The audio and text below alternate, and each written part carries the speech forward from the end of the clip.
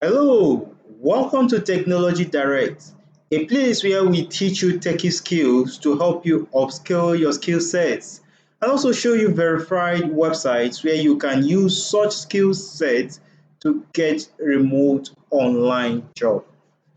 In our video today, we are going to show you how to make a simple bar graph in Google Sheet. If you work where you have regular internet, then Google Sheet is the best Google tool you can use. And how do you access Google Sheet? You go straight to the Google apps. If you have created a Gmail or you have a Gmail created, or you go to straight to your Google Workspace. We call it the Google Workspace. If you scroll down your Google Workspace, you're going to see your Google Sheet. Now, this Google Sheet can help you do variety of things. It works like the MS Sheet. In this video, we're going to teach you how to create a simple bar graph on Google Sheet. Google Sheets is a web-based application that can help you create, share, and collaborate when working with friends and colleagues. Simple bar graphs, as we will see, is just a simple graphical representation of some data sets in the form of bar charts, We're going to use this simple data we formed to show you how to go about that. But before we do that, if you are new to this channel, don't forget to kindly subscribe to this channel at the end of this video, and don't forget to give this video a thumbs up so as to always get our videos once they are published. Now let's go straight to showing you how to form a simple bar graph. Once you open your Google Sheet, the first thing you see is a sample copy like this. So what you need to do is to give your Google Sheet a title. I will name it a simple bar chart. That's what we want to do. So we already have the data, we have the given data, and this data is a data signifying student favorite candy flavors. We have the green apples, the banana flavors, the butterscotch, and the caramel. They all have individual data sets. For students who love green apple, they have four. We have 4 students who love green apples. We have 10 students who love banana flavor, 7 for butterscotch, and then 12 for caramel. Now we're going to form a bar chart using these sets of data we have been given. So the first thing you need to do is to highlight the sets of data, and you come up to this menu, to this part, to click your insert chart. Now, Google Sheet is so smart that it knows that the best chart you can get from this data set is a bar chart. Now, if you decide to go ahead to change this to a pie chart, you can come to this aspect and then select what? A pie chart. But for now, what we want is a what? Is a bar chart. That's what we want to create. Or if you want any other chart, you can simply make a choice here.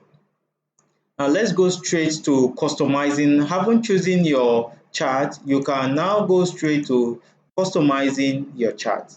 In the customizing section, we're going to have the chart style. In this chart style, we can decide to change the chart format of the format of our chart. We can decide to have it as a 3D if we want. And we can decide to also change the background color of the whole chart if we decide to want a background color. We can also decide to change the front side of the written data in the chart. We can decide to also change the border color. The border color is this color outside there. We can decide to walk around this, and that is all about the chart style. We can now let me walk you through to the next option, which is the chart and axis title. In this chart and axis title, you'll be required to put your title to your chart, the horizontal title, the vertical title, and subtitle if you have any. As a rule of thumb, I always advise persons to start with the horizontal title. The horizontal titles are the list of items we are given. So we are given the items and they are the candy flavor. So we'll write the items as what? As the candy flavor.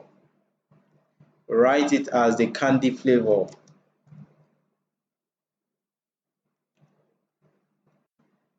So having gotten that, we'll bolden it. The next thing we need to do, we can also format this, give it the color we want. If we want the text font, we can change the size, we can change the color if we want. We'll go next to the vertical axis. In the vertical axis, we have the number of students. So we're going to write the number of students.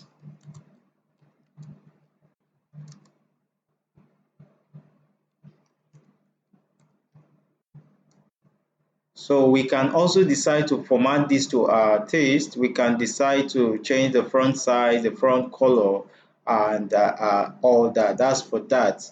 We'll go to the series aspect. Now, the series aspect will determine, will want you, in this part, you decide to change the colors of the bars if you want to. You can decide to change the color of the bar. You can change the line of the bars. You can change the line color, you can change the line format you want to be thick or dashed line. Whatever you want to do, you can change the thickness to 1 pixel and the rest. Whatever you can do, you want to format your bar, you can decide to format the bar in this aspect of the customization part. We can now go to the legend. This is a simple bar graph, so we'll have nothing to write in the legend because it's just a simple bar graph. Imagine it's a complex bar graph. We'll have legends, up to 3 or 4 legends. We can decide to format the legends. Now, in the horizontal axis, if we want to format the horizontal axis further, we can decide to increase the formatting here. Sorry to take you back to this. We need to give the title. We need to give a title to our chart. In this aspect, we can decide to give the title to our chart. Now, when giving the title to your chart, you always remember to include the titles found in the vertical part, a section of the title found in the vertical part and the horizontal part. So what title can I give to this chart? I can decide to say, call it students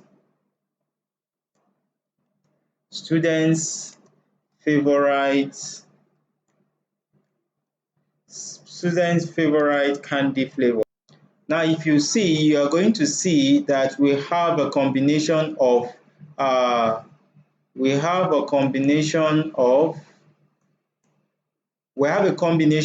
items or title in the horizontal and in the vertical section. So we can decide to format that title if we want. We can decide to change the font size. We can decide to change whatever we want, and we can decide to put the position the front side, change it to bold as we want it to be. And that is all for that. We can also work on the horizontal aspect of our title. We can go ahead to work on after the vertical axis. If we want to work more on the vertical axis, we want to format the vertical axis, we can format the vertical axis using this aspect. And then the grid lines. In this aspect, we can decide to change these grid lines to whatever format we want. We can make them thick, we can make them light, we can make them minor grid line. We can change the minor grid line, we can change the major grid line. We can just change them to major part, and then we'll make the strokes, change the colors, make the stroke whatever changes we desire to add to the grid line. We can increase the number of minor counts and the rest. All of these you can do over here in the grid lines and ticks. You can equally change the color of your bar chart if you want, just as we have explained.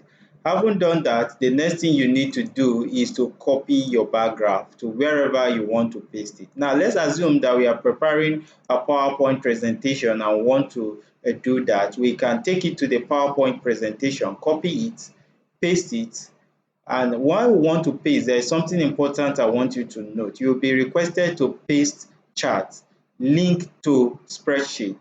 That's one special thing about Google. Google will always link whatever copy you are making to the previous copy. If you want it, you can say link to spreadsheet. If you don't want it, you can click paste on link. But I always advise you to link to spreadsheet.